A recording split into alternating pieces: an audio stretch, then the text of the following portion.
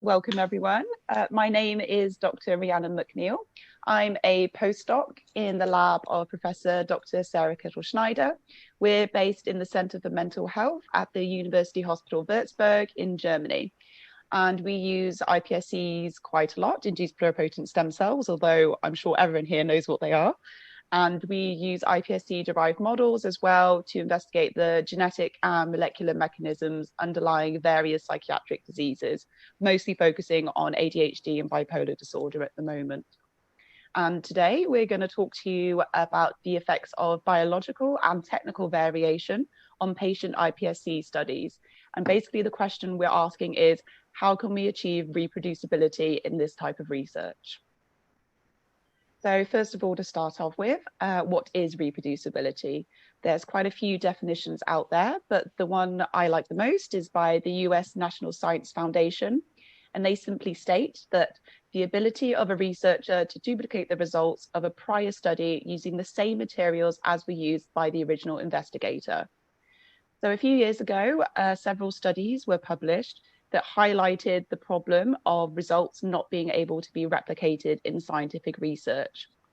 And it was in 2016 that Nature coined the term the reproducibility crisis. And they shared a report which found that over 70% of researchers could not replicate the results of another researcher.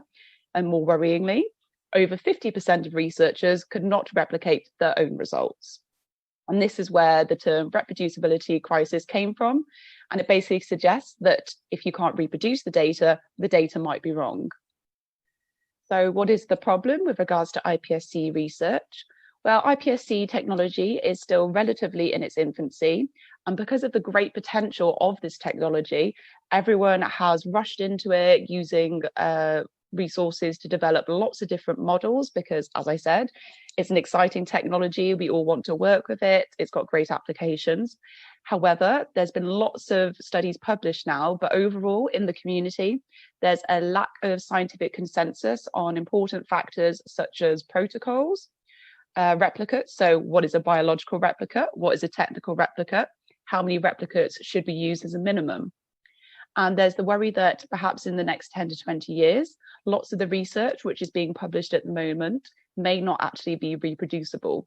And therefore, there's concerns over the validity of the data that's currently being published. So today, Sarah and I will talk to you about some of the problems in iPSC research. Mainly, it's the high amount of variation that's inherent to these models, which is causing the lack of reproducibility in the results. So I'm going to start talking about a few papers which have been published in recent years and how they've highlighted what some of the issues are. So the first paper was 3 years ago by Germain and Tester. And the source of variation that they found was actually using more than one clone per cell line. So as you all know, if you work with iPSCs, the general habit at the moment is to use more than one clone per cell line. And actually, this is a habit which is entrenched into many journal guidelines. So they want you to do that so that you can actually publish your results. However, the study by Germain and Tester, they performed permutation analyses on 2 large iPSC data sets. And they actually found that using more than one iPSC clone per individual resulted in a significant increase in spurious differentially expressed genes. So basically, if you look at the graph in the top here, they found that using 2 clones per individual gave quite a high rate of false positives as opposed to using 1 clone per individual. And moreover, when you use 1 clone per individual, the more individuals you include, you can see that the rate of false positive follows a trend downwards, whereas you don't see this trend using 2 clones per individual. So this actually, they looked at the literature, the publications in iPSCs over the recent years, and they found that over 50% of all the studies used more than 1 clone per cell line. And this led the authors to conclude that maybe at the moment, there's a high rate of false positive results being published in the iPSC literature. They also went on to look at, so the study basically suggested that instead of focusing on how many clones per individual we use, we should be emphasizing using more individuals overall. And so the authors went on to have a look to see how the sensitivity was when using 1 clone per individual. And they found that after around 6 individuals per group, the sensitivity largely seemed to plateau. And so this led them to suggest that when using iPSC models, we should be aiming to use at least 4 to 6 individuals per group. So as I said, the habit has been that we've been using more than 1 clone per cell line. So we all have multiple clones available per cell line. Also, when you're reprogramming and deriving iPSCs from germline cells, it's very easy to pick more than 1 clone. So it seems a bit of a waste not to use them. So the authors decided to test a number of statistical models based on mixed model approaches to see if we could harness the power, the sensitivity of using these extra clones while still controlling for false positives. And they found that a statistical method called Limmer's duplicate correlation was able to, if you look over here, at a false discovery rate of less than 0.01, it was able to give a very good control of the false positive results, yet maintain a good level of sensitivity. The next study I wanted to talk about looks at culture heterogeneity. So in iPSCs, generally, we think that the iPSC cultures are pretty homogeneous and usually they're all iPSCs, or so we think. We usually tell if there's some differentiation happening by eye and simply remove this. So this study focused on the downstream cells of iPSCs.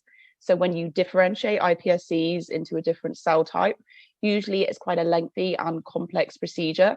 And at each point of this, it could introduce some variation, either technically or due to the cell's inherent differentiation capability.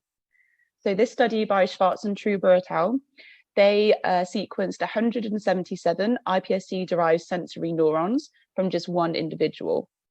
And the principal component analysis, you can see it's number B, it's letter B. And what you can see is that 63% of the cells seem to form a tightish cluster, so in blue, expressing sensory neuronal genes, which was great. However, they found a looser cluster, and that was around 37% of genes and cells, and they were expressing genes which were typical of fibroblasts, suggesting there was a lot of heterogeneity of cell type within the culture, and also that the cells exhibited differentiation capabilities. There was different capability in how much they could differentiate.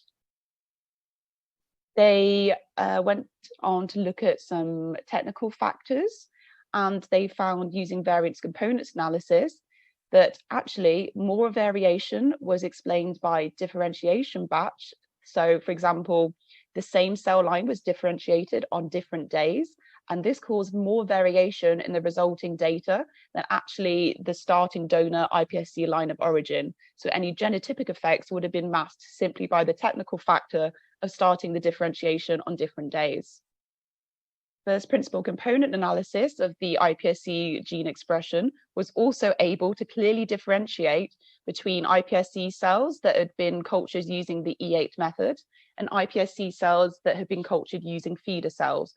And this suggests that cell culture conditions actually has a large global effect on transcription, which again is quite worrying if you're looking at transcriptomics and wanting to see differences between control and disease cells. They went on to look at the expression of the EMX1 and the BMP2 genes specifically to see if they could also see different expression in these genes due to cell culture conditions. And again, you can see that there was significantly different expression of these genes in the iPSCs simply due to their cell culture conditions. Due to this large amount of heterogeneity, the authors concluded that recall by genotype studies in iPSC-derived cells are probably going to lead relatively large sample sizes. They think around 20 to 80 unrelated individuals per group. And that's for variants that actually have quite a large allelic fold change of between 1.5 and 2. So if you have gene expression that only changes very minorly between conditions, you're going to lead a lot more samples than 20 to 80. The last study I wanted to talk about looks at, again, at how certain technical factors can result in a large amount of culture heterogeneity. Volpato et al. In 2018, they had fibroblast-derived iPSC cells, 2 different cell lines. They sent them to 5 different laboratories, and they gave each lab exactly the same protocol to follow, and that was to differentiate these iPSCs into cortical neurons. And they then compared transcriptomics and proteomics. If you look at the top principal component graph, you can see that the cells clustered based on site rather than the cell line, meaning that actually the laboratory was the dominant source of variation, and it was able to mask any genotypic effects we might have seen due to the individual donor. Upon further investigation, the authors found several other covariates which also contributed to variance in the data. And these were technical factors simply such as iPSC passage number before differentiation and final plating, the volume of media that was used to media change, whether you fed at weekends or just did feeding during the week, and even the use of frozen neural progenitor cells compared to fresh.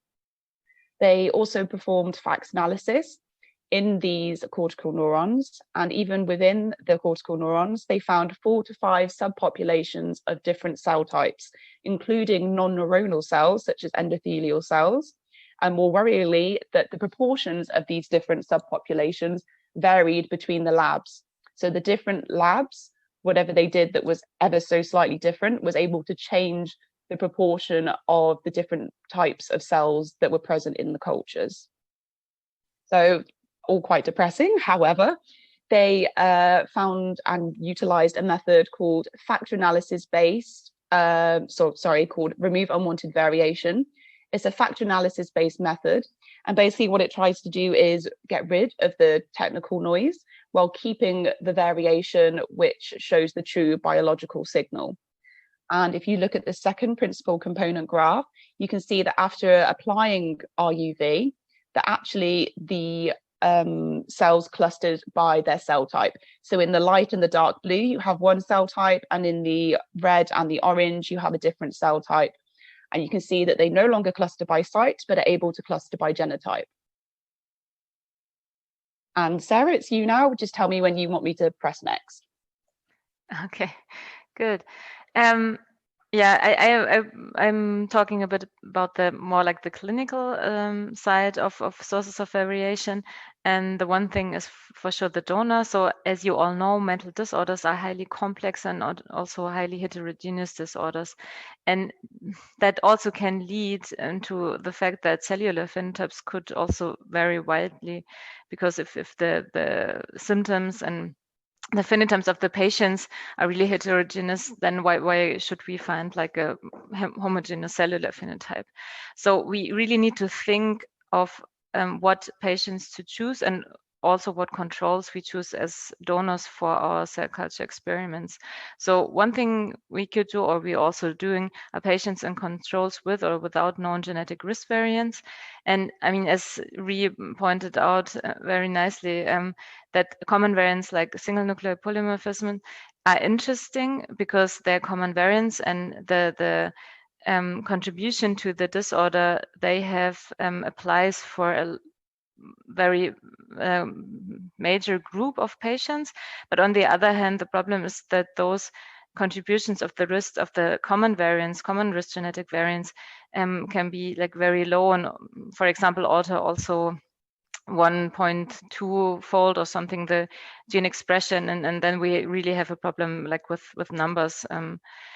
On the other hand, you could focus on rare variants like copy number variants, for example, or really like mutations, or for example, phenotypes or genotypes like 22q11 that have maybe also more severe phenotypes, and where we at least expect that the cellular phenotype is also more severe than in comparison to the common variants, and then we might also need a lower number of cell lines to show valid results. On the other hand, the results from those rare variant carriers and mutation carriers might not apply for the majority of the patients.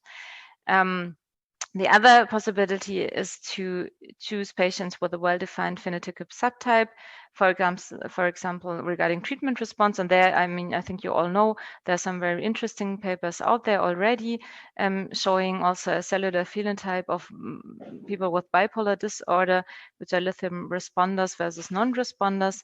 They could also show that on the neuronal cells coming from those patients. For example, that paper from Jérôme Mertens et al. And we could also go for patients with really distinct clinical features, for example, catatonic schizophrenia. Controls might also be unaffected siblings to control for some background noise. And if no siblings are there, you can choose then maybe at least controls that are matched in age, gender, and then also maybe comorbid conditions. Yeah, next one. Next slide. Yeah, then another source of variation could be the reprogramming method. And which method to choose, I think you all know about this, is also a bit depending if you want to study neurodevelopmental or neurodegenerative disorders. Because the reprogramming of, for example, fibroblasts to iPSCs leads to a rejuvenation of the cell profile, which is, for example, good for us because we want to study neurodevelopmental disorders like ADHD. Also ASD, Tourette tic disorder, and because we're working with adult patients, but we're really interested also to rejuvenate and see what was maybe going on or model what was going on in the neurodevelopment. That might be also better to choose the iPSC way to get neural models if you're working on mental disorders with a childhood or adolescence onset, like bipolar disorder, like schizophrenia, or even eating disorders, anxiety disorders. As I brought you also some graphs from Jérôme Mertens, our colleague, and he is interested in aging and he works with neurodegenerative disorders. So he prefers the direct conversion of fibroblasts into neuronal cells to preserve the aging profile better. Because he also, they made a study showing that the direct conversion preserves a lot of that aging profile and is better suitable for their purposes. However, we think that we also, for example, discussed if we could, because in the child and adolescence departments, for example, it's not so easy to get fibroblasts from the kids, so it's much easier to get blood or even to use, for example, urinary cells, which there's also protocols out there.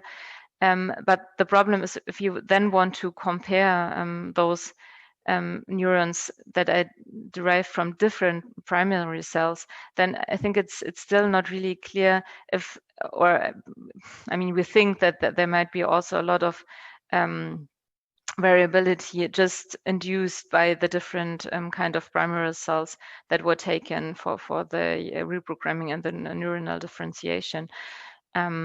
So at least it would be good to have also a comparison between the primary cells, maybe then also postmortem brain tissue, the induced neurons or iPSC-derived neurons, also to see if those changes within we think are coming from either a specific genotype or a specific disorder are valid and can be seen and replicated in all those different tissues and cell types.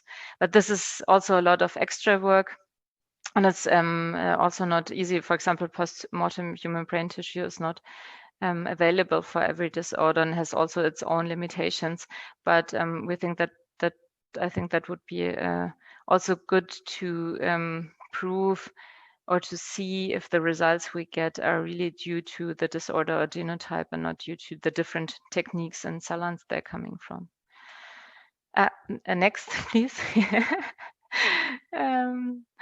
So, and but there is also there are those two publications I mentioned also earlier about if different primary cell types might also lead to different results, or if you can reproduce the results with different primary cell types. And here's I mentioned Jerome Mertens, and then that also the paper from Stern et al.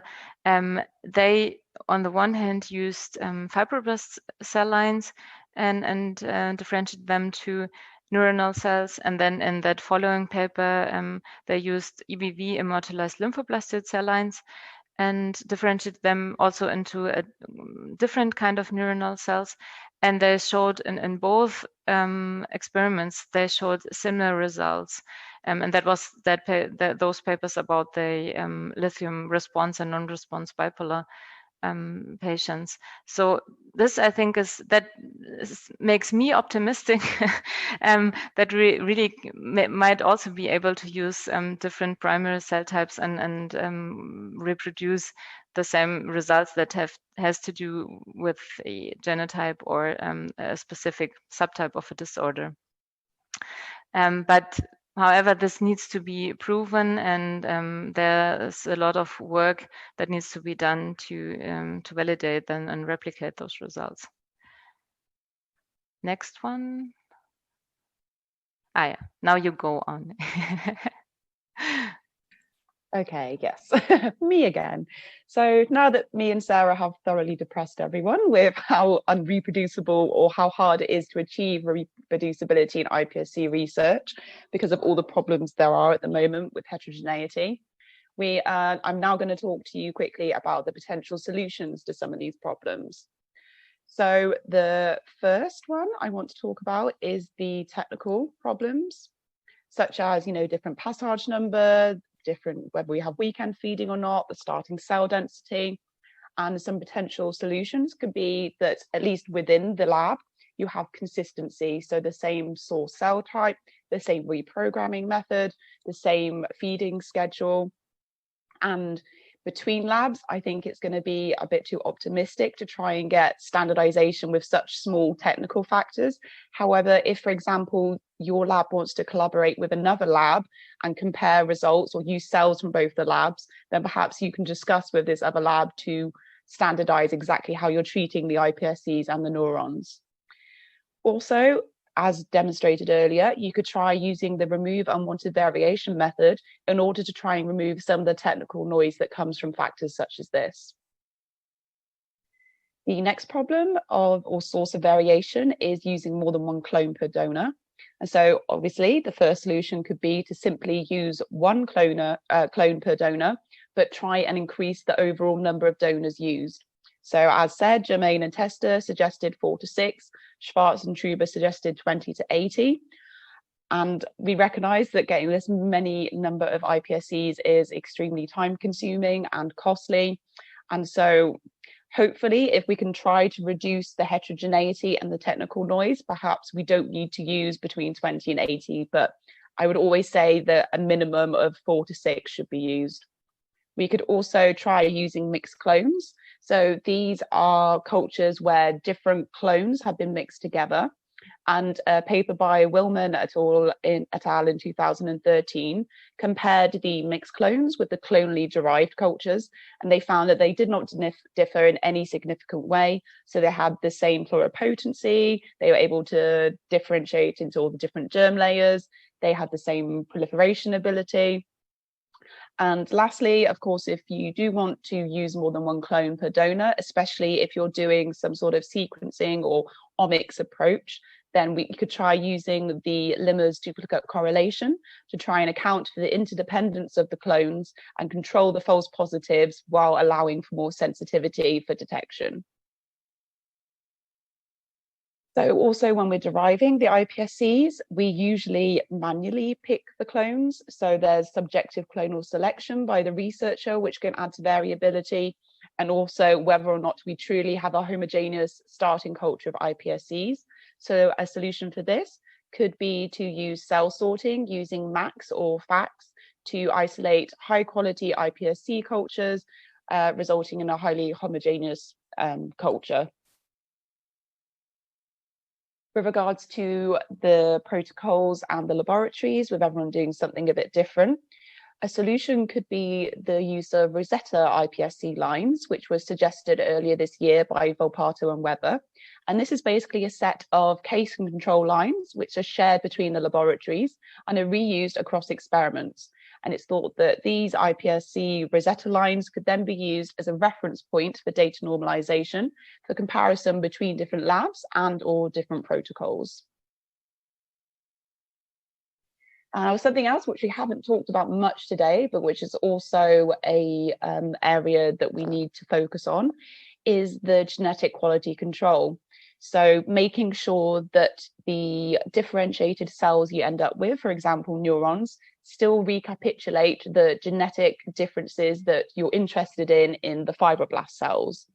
Obviously, long-term culture can induce mutations, and in the literature at the moment, there's a bit of a lack of genetic quality control, and so that's something that the community really needs to emphasize and work on.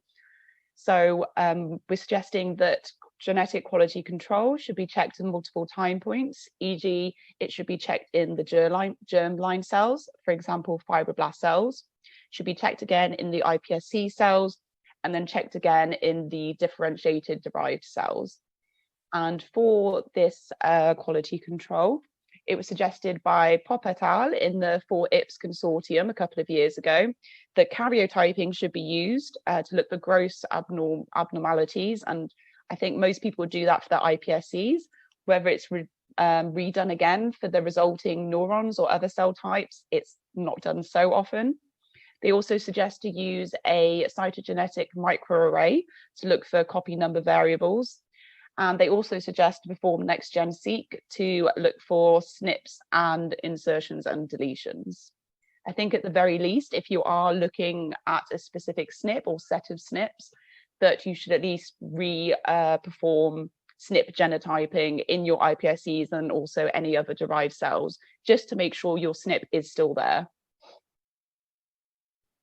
So obviously talked a bit today about the heterogeneity of the end culture, so the cells that have been differentiated from the iPSCs. And so when you want to analyze these cells, of course, you could do bulk analysis, but then you're analyzing all the different cell types that might be in that culture. And as we saw, there usually are quite a lot of different subpopulations.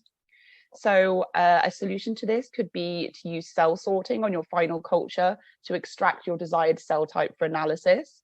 Another option would be to use single cell sequencing, so you could sort your cells in silico. So see what type of cell it is. For example, oh, this is a glutamatergic neuron within this mixed cortical neuron culture. And then you could look for your specific cell type. So for example, if I was interested in a gene that was highly expressed in glutamatergic neurons, and that's where it's thought to play its role, if I did single cell sequencing, I could sort just for those glutamatergic neurons and examine my gene of interest in those glutamatergic neurons. Another idea that Schwartz and Truber et al. Put forward was that you could use pooled donor cells, whereby you put all your control and your disease cells in the same well, for example, and therefore you know that however they're being treated is exactly the same. So with media volume changes when they're fed, and they propose that this could reduce your batch effects. And then again, when you perform single cell sequencing, you can tell whether the cell you're analyzing is from the control or disease, and then perform your gene analysis accordingly.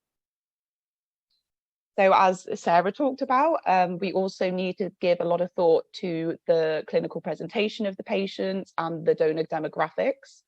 So we should, whenever possible, have close collaborations with clinicians, and the patient should be deeply phenotyped as much as possible for things like Sarah said, like treatment resistance.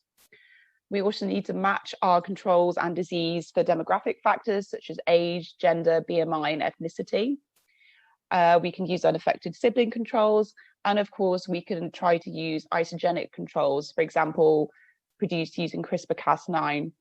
But it has been acknowledged that this is quite time and money consuming, especially if you're doing it for a lot of different cell lines. So lastly, so the cells in a culture, the iPSCs seem to have a different ability to differentiate. And why this is, we think lots of it is due to technical variation, and therefore we need to control for that as much as possible. However, there's also the possibility of donor effects, for example, epigenetics, and perhaps other unknown factors which we just don't know about at the moment, and so therefore we currently can't control for. So to summarize what we've talked about today, the iPSC community is currently vulnerable to error due to a lack of standardization and due to inherent model variability. However, the more we understand it, the more we understand the variability and where it's coming from, the better we can deal with it. And that's why studies such as those I presented today are extremely important. And basically, the iPSC community needs to come together more to try and agree consensuses on these things, such as a minimal number of technical replicates and what they are, and some sort of standardization of methods. So I just want to say thank you very much for listening today. I'm glad we were all eventually able to get together after a few technical difficulties. We thought that maybe iPSC research and reproducibility just wasn't popular, but I'm glad that we managed to get everyone. And any comments or questions are welcomed. So yes, thank you very much. Thank you. That was really, really interesting. And I'm sure we've got quite a bit to discuss, actually. But feel free to chip in. Can I just start with just a sort of semi-thought experiment and semi-sort of teaser? Just at the beginning, then, you talked about clonal variation and the idea that just take multiple clones will have different characteristics. And so to some extent, you'd be better taking multiple patients or multiple individuals and then looking at almost one clone per each, which seems a slightly strange way of strange sort of perspective on it, because are you really saying, or are we really saying, that what happens is you've got a sort of spectrum of characteristics, and one particular clone will sort of capture some of that, so it's a sort of individual in the population. And what you're really doing is picking individual cells or individual clones that are, that represent the population, but you're only sampling a small number. So is it really the case that they're different, or is it the case that you actually just need to put a large enough number together to see the impact? And so by doing rather than 6 clones, 6 individual patients, you sort of overcome that. Or is there something else going on there? And then the extreme sort of teaser is, would we be better not cloning at all and just taking a polyclonal approach to this? So what's really happening? Is it just variation within the population, I guess? Yeah, that's what I would guess, because even fibroblast cells between each other are quite heterogeneous. So I think when you reprogram them, you still have some of that heterogeneity. And so each iPSC clone, which has come from one transduced fibroblast, is actually quite different to another. And I think that if, for example, we used 20 clones from one individual, then maybe we would, we'd again come out the other side and kind of overcome that variation. However, if we start using 20 clones per individual, and then we have 10 individuals per group, and we do triplicates and we run the experiment a couple of times, it just becomes a bit crazy. So it's really a question at the moment of how do we do it? Do we take 20 individuals and just one clone, or do we take 20 individuals and use a mixed clone? I personally think it's probably going to be something to do with using a mixed clone might be better, but yeah, the jury is definitely still out, and I'd be really interested to hear if anyone else has thoughts about that. What came to my mind is mosaics that we are actually aware of in the genetics, that therefore you will have sometimes even in the same patient some different phenotype. So maybe that's the most logical way of doing it, using the polyclones, because by that you actually do kind of mimic this kind of mosaicism. Yeah. Nevertheless, I think we have to be careful, since sometimes in the reprogramming process, we know that we do get some unwanted mutations. So maybe we nevertheless have to go through the first step of cloning and checking that everything is fine genetically, and then put them all together again. Yeah. So that would be probably my way of doing it. May I ask a question? It's very basic, but I've had a long process, many years of tissue culture, of amniotic fluids and villus and skin, fibroblasts and so on. And I don't understand why different days of setting up cultures would come up with different culture development. How does it work? It's a very good question. How do you explain that?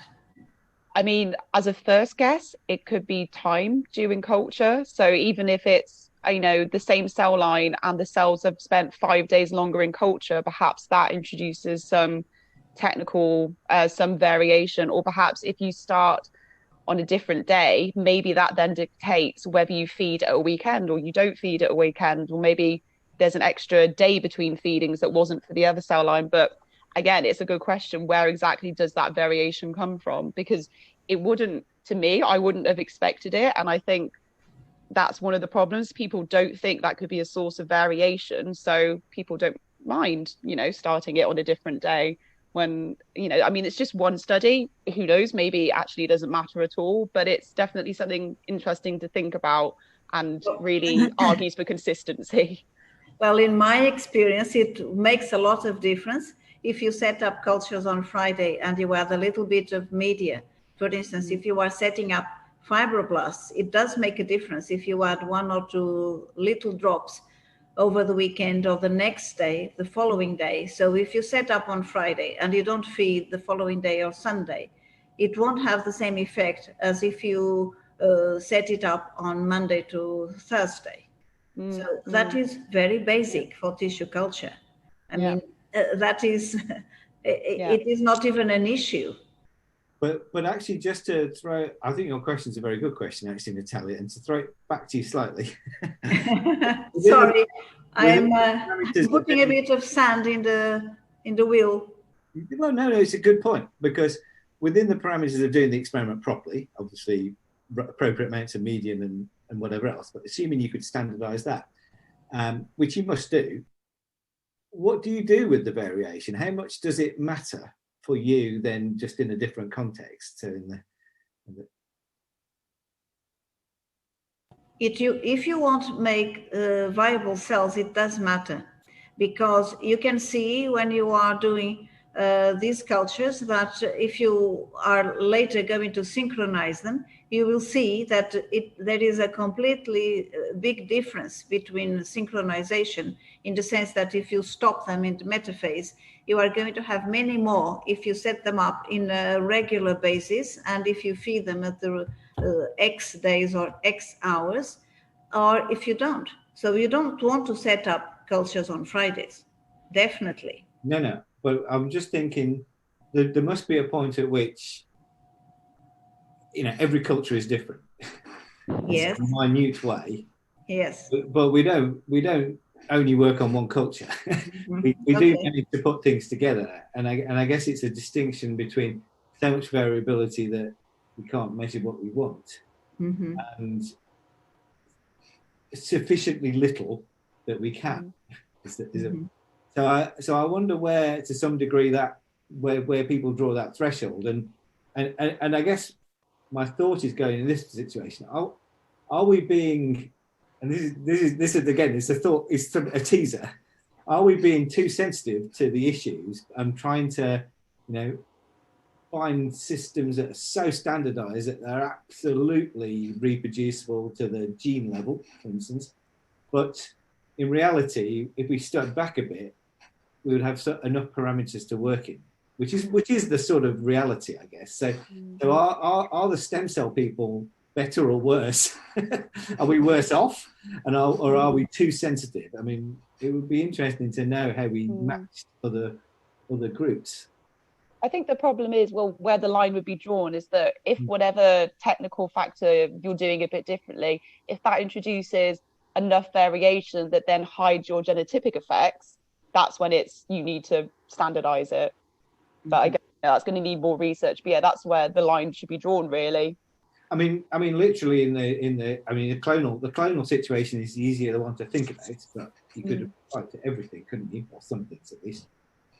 I mean, if you say individual clones represents the stable variation when you generated the iPS cells, but if you had enough and you put them together, and they'll form a cloud, and hopefully quite a tight cloud, and then you can draw a line around that, or a circle is the way I think about it.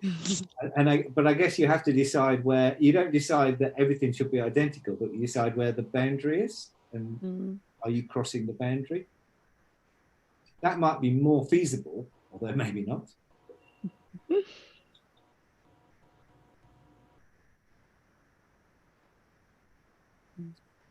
Yeah, I think it also depends a bit on what you're going to do, right? I mean, the most problem or the biggest problem issue is, I think, if you want to go for gene expression, right?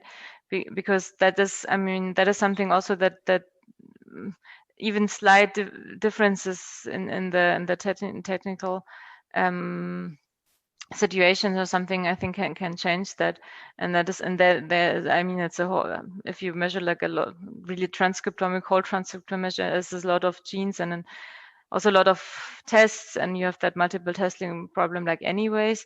And I think that, I mean, I think it's a bit different. What we also did, when we like just measure like one protein, for example, or we do like ATP concentration or basal oxygen consumption rate or something like this. I think if you have like those more like much more simpler readouts and you see an effect and you can replicate that in different experiments with different cell lines, then I would think that's okay. And then we don't have to, I mean, we don't have to be too, I don't know, scared about the variation, but I think it really also depends on the experiment you're doing, right?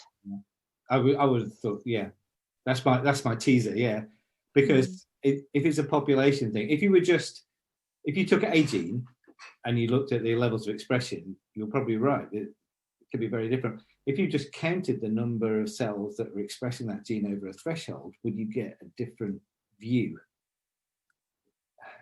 Difficult to know, isn't it? But that would be a population thing. And if you just did something like ATP and overall protein levels, that would standardize even more, wouldn't it? Yeah, I think I like what Sarah was saying, that if you are looking at a functional outcome, so for example, if you're looking at calcium signaling in control cells versus disease cells, then if you're looking at something like calcium signaling, because it's a whole pathway, it's less likely to be affected by small amounts of genetic variation. So yeah, the real problems come when you want to do omics of some kind, like next gen sequencing. But yeah, for things like functional outcomes, which one could argue is more important for disease anyway than individual gene expression, then yeah, it's not quite so affected. So we don't need to be quite so pedantic about what we're doing. Yeah, which comes back to Edna's point about, well, mosaicism or heterogeneity in the cell population, that, you know, probably every neuron in our brain is slightly different from the next one. Depends on how different it is. Yeah, and I think, I mean, it's really, there is really a problem if you do like transcriptomic or proteomic, and where you have like all those multiple testing issues, right? And also, I mean, the genome should be still the same. I mean, but this is what we are comparing, right? I mean, this is what we should do as a quality control, like anyways, but also like epigenome and proteome and metabolome, I mean, those things, I mean, they really change, like in influenced by environmental factors and also technical factors. So I think if you're just looking like at one, for example, protein, and you also have the hypothesis, and maybe it's also true if you're lucky, that this is like there's a severe change in that, like 2-fold, 3-fold, 5-fold, whatever, then I think you still should see, even in different labs and different people handling the cells and stuff. But if it's like tiny changes and you go with omics approaches, then but I think that is really difficult to do anyways in our field right now.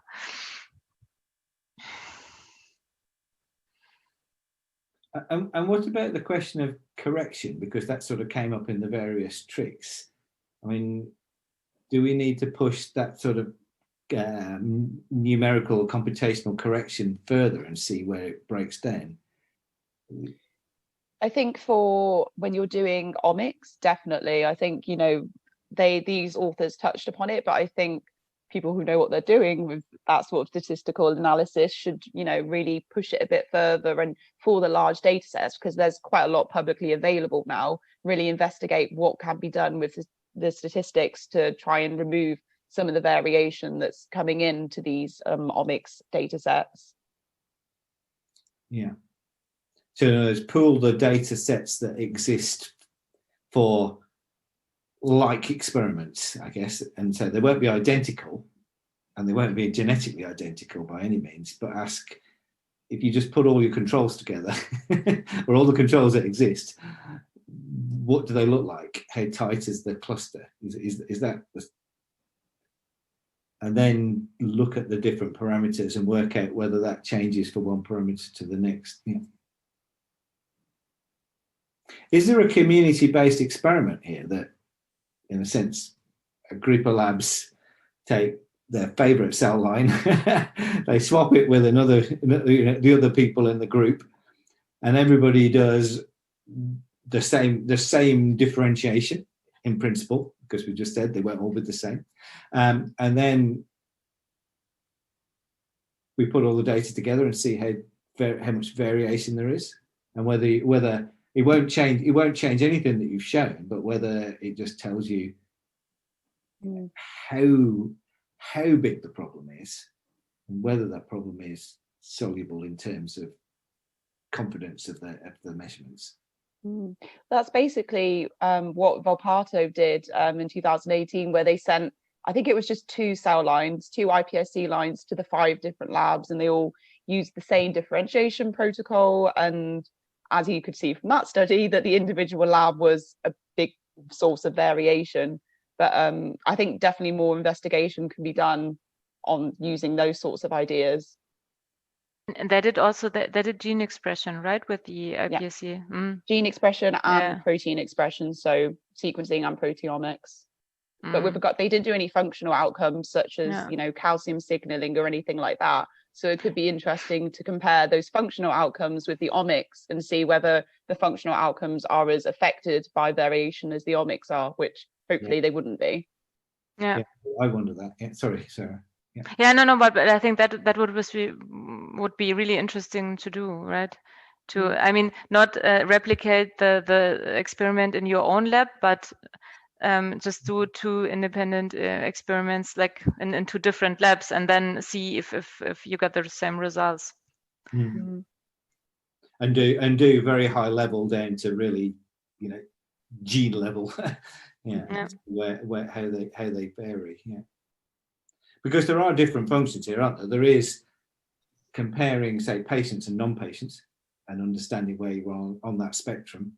And then there's gene discovery at the other extreme, and lots of things in between. And you need to decide what your goal is, I think, don't you, as well? Can I ask, in the similar lines, about these Rosetta lines that you were mentioning? Are they available? I don't believe so. It's just been an idea that's been floated in the last year. But to my knowledge, there's none that have been agreed upon by the community. But I can see that Adrian might know something. Is the Weber on there? Is that Caleb? I believe so. Yes. Yeah. One of my colleagues. Ah, there you go. So they are available. Well, not necessarily, but I know where he lives. Well, I don't know where he lives now, but I don't know where he lives in the lab. I mean, I'm sure if we thought it was important, he would be more than happy to express an opinion and probably give us some ideas of what would be a Rosetta's, or even give us the cells. They have done a lot of cell analysis, actually. Okay. That would be a useful tool, wouldn't it? Yeah. Yeah, definitely. As I say, I know where he lives.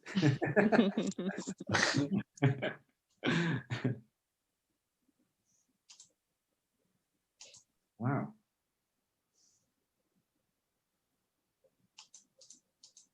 Has anybody else got anything they'd like to contribute to? Actually, what's a fascinating subject that obviously affects us all and will not go away, I don't think. I think I greatly depressed a couple of the PhD students because I talked about it at a lab presentation the other week, and obviously they've been working with iPSCs for 3 or 4 years, and after my talk they were feeling a bit glum.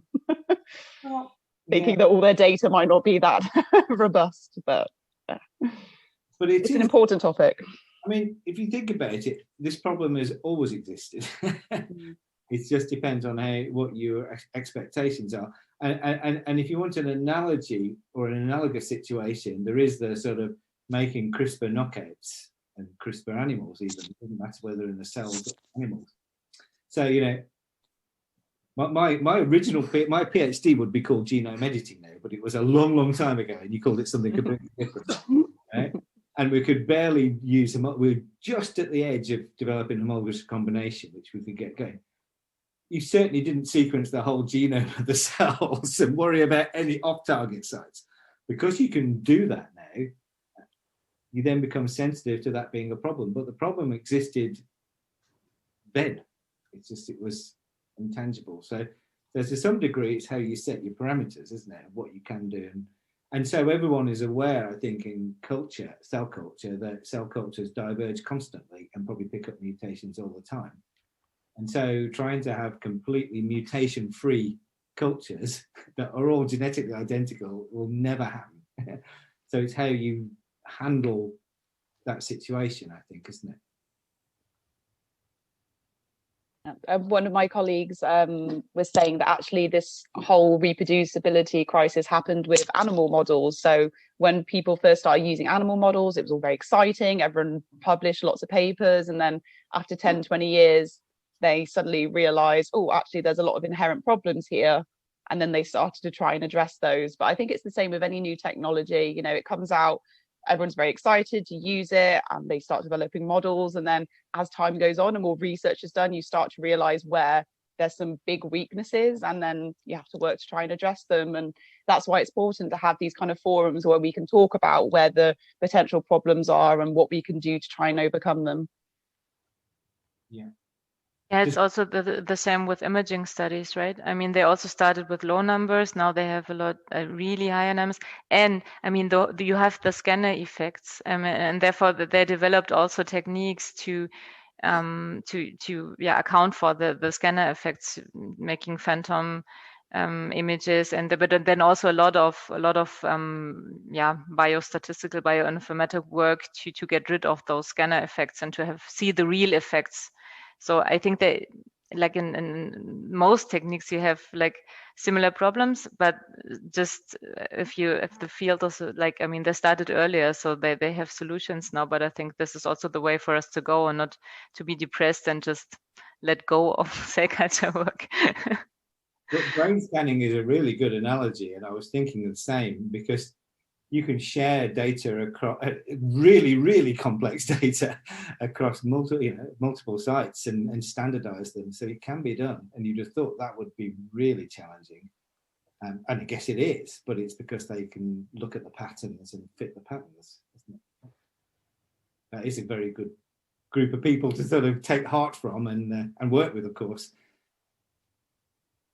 Yeah. Yeah, I think exactly what we are talking the whole time. It's having standardized SOPs that everyone at least in the lab, that you really use that and not variate it from this week to the next week and to the third week, but really use that in your lab, but also in between labs in the same way and in the same manner. And then the variation will be anyway there. Already just because we select the patient 1 and patient 2, which are 2 different entities and we are different. And yeah, we have to deal with these kind of variations and corrections and statistical multiple testing and so on. But there are ways of kind of cleaning the noise and then seeing the real signal out of the noise, whether it is imaging studies, whether it is animal studies, human studies, even biomarkers. You know, I've been working years and years with biomarkers. It's also quite tricky because that's also having a lot of variations. And even though you work with huge number of samples, and therefore I think we shouldn't be discouraged because of it.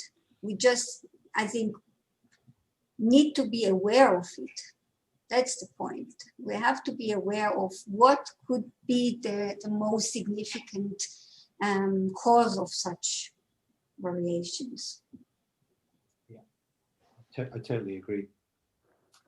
It will exist. We accept it, but we deal with it in a way that makes the community work. Yeah. Which is a sort of commitment, and it's about generating trust and confidence, I think, isn't it? Mm-hmm. I'm going to advertise MINDDS, actually, just because. Yeah. So one of our deliverables, and remind my colleagues on MINDDS, one of our deliverables, of course, is to try and put together a site where we hold this information. You know, and okay, we can't hold all the information in the entire world, but it would be good to have a few sort of principles and ideas and ways as a community, we could work together and just share this stuff. And we're not trying to make more work for anybody, but it would be useful to, think of it as a primer with the sort of, this is how we are approaching this problem. These are some ready-made protocols that we're already using, just as a way of getting people orientated in the right way, I think. It's not a complete field, it's going to evolve further, but we can host that. So it's useful to have this conversation now. And if people, and one of the things we're going to have to do in our last year is to make sure we complete that deliverable, but to actually try and put this together as just a site, really, just to get people just thinking about what the issues are and potential solutions. Great. Well, I'm conscious that we probably had our hour, even though we started late. We're on 20 past 5 of your time. Does anybody else want to add anything else, or shall we wrap it up at this point? Actually, I had this question. May I? Please do. I was just, it was great talk, thanks.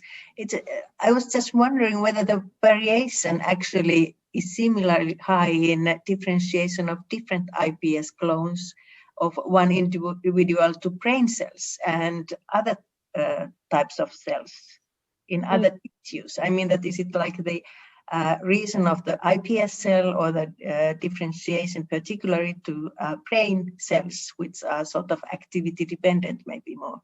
Mm-hmm.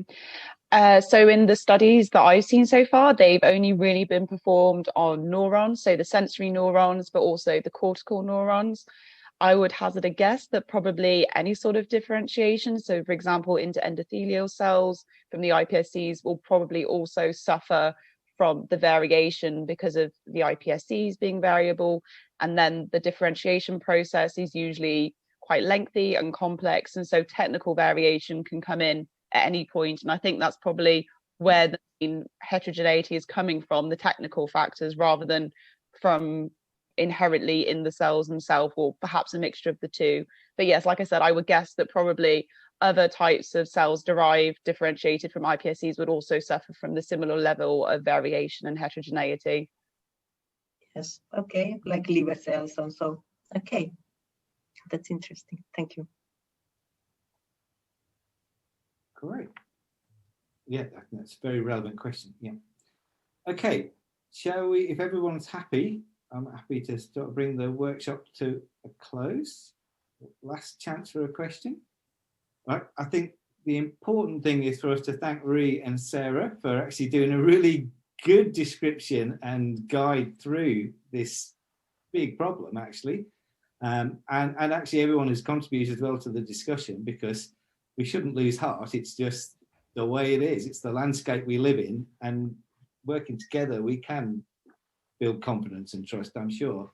And we can do experiments. We are finding things. It's not as if we're still in the technical foothills. We actually are finding the really interesting things, and it will continue. So, but there is a good case for trying to be doing the most similar and closest experiments and being able to exchange data. So I'd like to particularly thank them for volunteering to do